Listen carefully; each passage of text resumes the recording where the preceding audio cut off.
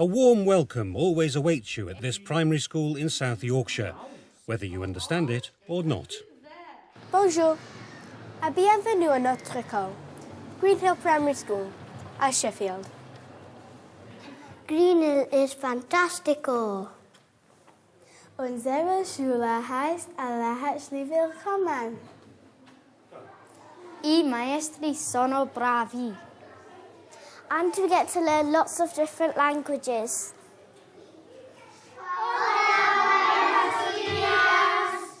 ¿Cómo te llamas? Me llamo Thomas. ¿Y tú? Me llamo Brandon. At Green Hill School, 4 modern foreign languages can be heard being spoken or sung.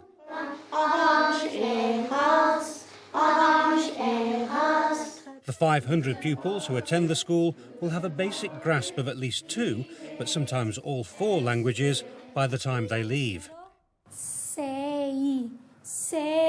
It's a multilingual culture that's been developed with help from people from all over the world. My name is Claudia Cifarelli. I'm an Italian teacher. I come from Italy. I was born in Sicily. I'm Cristina Camacho Rodriguez. I'm from Spain. I'm Tamara Thoma and I'm from the south of Germany. My name's Carol Yates and I was born in Northamptonshire. I came to study at Sheffield University and I stayed here. And I've been teaching at Green Hill for over 30 years. It's Carol who's nurtured the growth of modern foreign languages over that time, with a passionate belief that no school should be satisfied with merely speaking in English. She teaches French, but has overseen the introduction of Spanish, Italian, and German.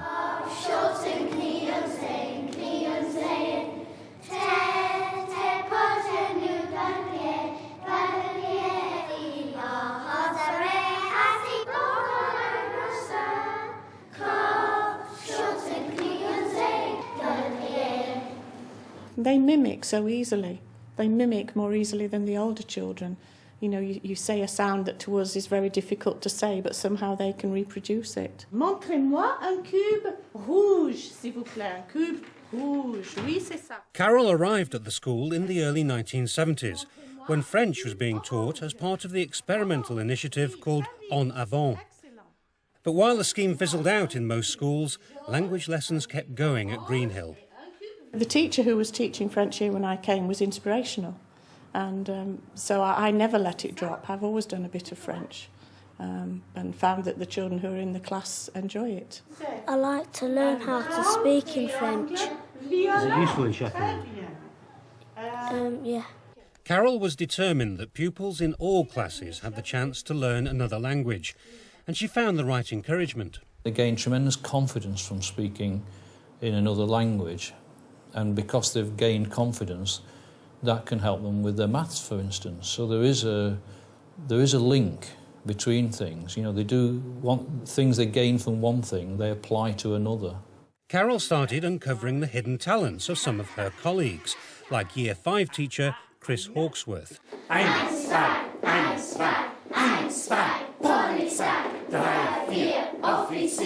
He'd been trained in how to teach German in primary schools, but no one had ever asked him to bother before. So your skills have been lying dormant for decades? Well, they have actually, and I had to sort of go on a course which has enabled me to up those skills a bit, really, and practice them again. And I was fortunate enough to go to Boppard 2 years ago on a week's course, where I learned a lot of exciting things that I've been able to incorporate into my teaching. Such as? Well, such as games and songs and very simple techniques, like a change of voice. Guten Morgen! Guten Morgen! Guten Morgen! I just hope that by my example, I'm hoping to foster an interest in languages, and that then children then will have an opportunity to select which language they're most interested in. I notice you're not actually wearing lederhosen in class. You've not seen my legs. Where might they speak Spanish if we went on holiday? Brandon. Mexico. Mexico, well done. When Year 3 teacher Jan Reed decided to improve her own language skills by going to night class, she immediately regretted talking about it in the staff room. She was reluctantly persuaded to bring the Spanish she learned in the evening into the classroom during the day. The regret and reluctance, however, were extremely short-lived. I've really got a lot of pleasure from teaching it, in spite of not wanting to do it to start with. I think that rubs off onto the children, and they are enthusiastic about it and they look forward to doing it. ¿Cómo estás? Estoy contento. ¿Dónde vives?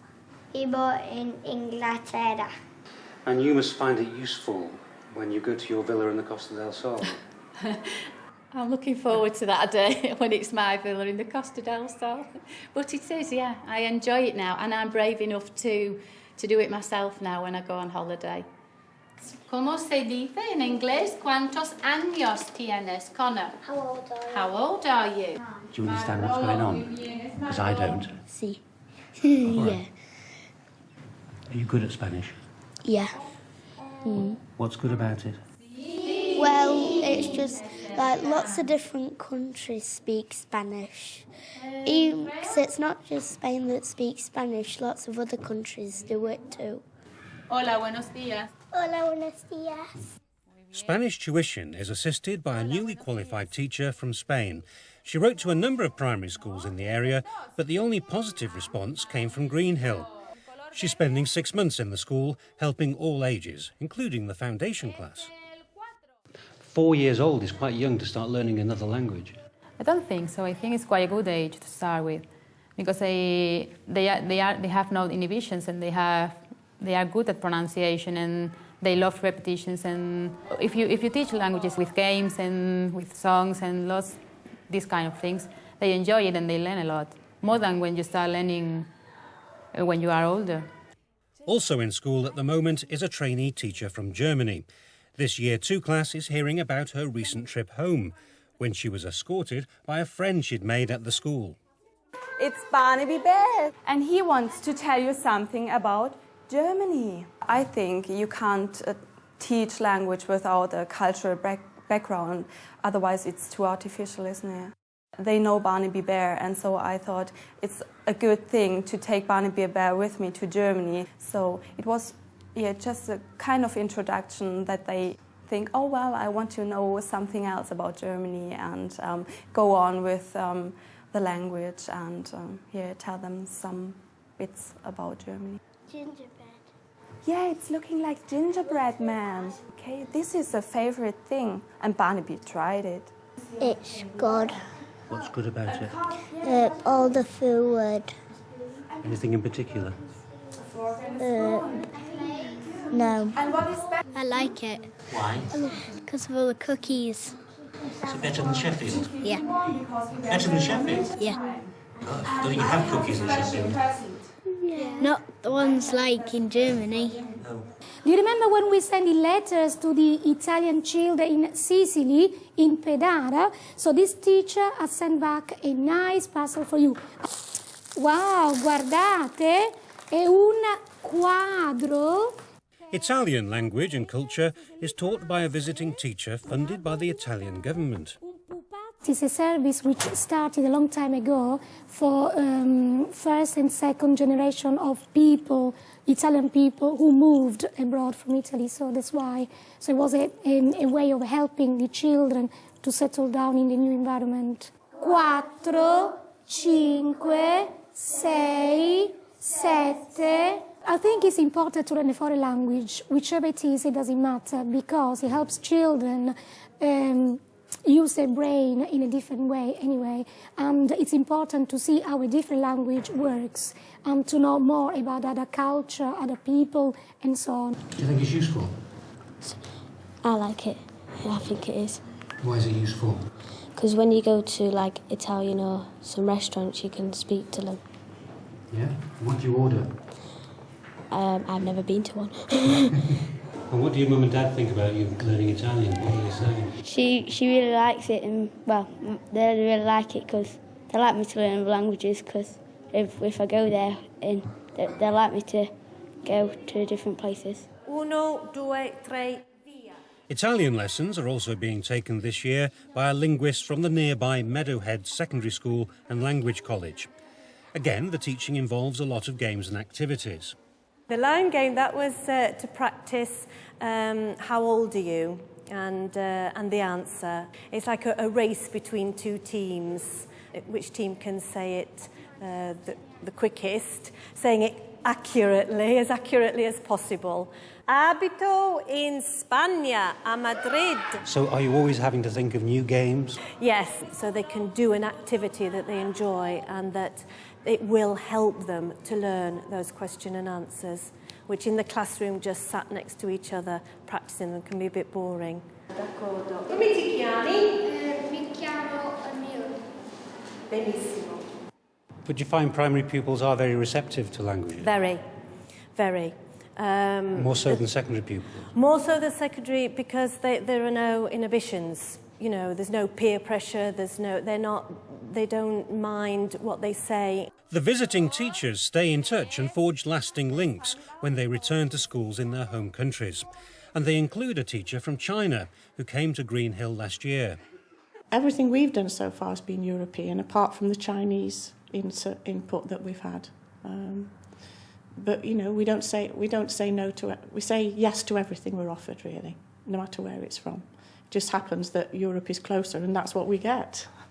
By welcoming visitors from abroad, accepting all offers of help, and using bilingual staff, Green Hill has managed to provide language lessons for every pupil every week. But the school's found that pupils make the most progress when they're taught by their own form teachers. I've done it in two different ways. I work with my own class and I can teach a little bit every day and then it gets consolidated really quickly. But when I teach a class once a week, which I did last year, that was more difficult to make the progress. So I think if teachers are teaching it and they can be brave enough to do a little bit every day, that really, makes a difference. It means that pupils can use their language skills in other subjects, especially maths. 58 menos 1. 57. Muy bien, 57. Taking the register provides another opportunity. 1, 2, 3, 4, 5, 6, 7, 8, 9, 10. I mean, there are more staff now actually volunteering to learn languages than ever before. You know, actually going off and doing evening classes and trying to improve their own competence, just so they can stay with the pupils. I mean, that's fantastic, isn't it?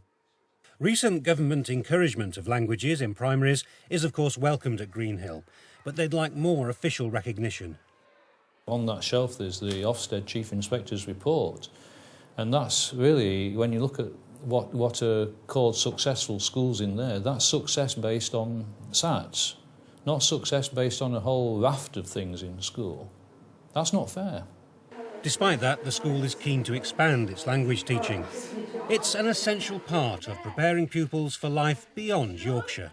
And I hope that if and when they travel abroad, they won't feel such a stranger, and they will have a better understanding of all of the other cultures and peoples that they've been learning about, and that it'll help dispel some of the myths of, English is best, and when we go abroad we have to have English food and we have to speak English. I hope that children from here will not be that sort of person when they're travelling abroad.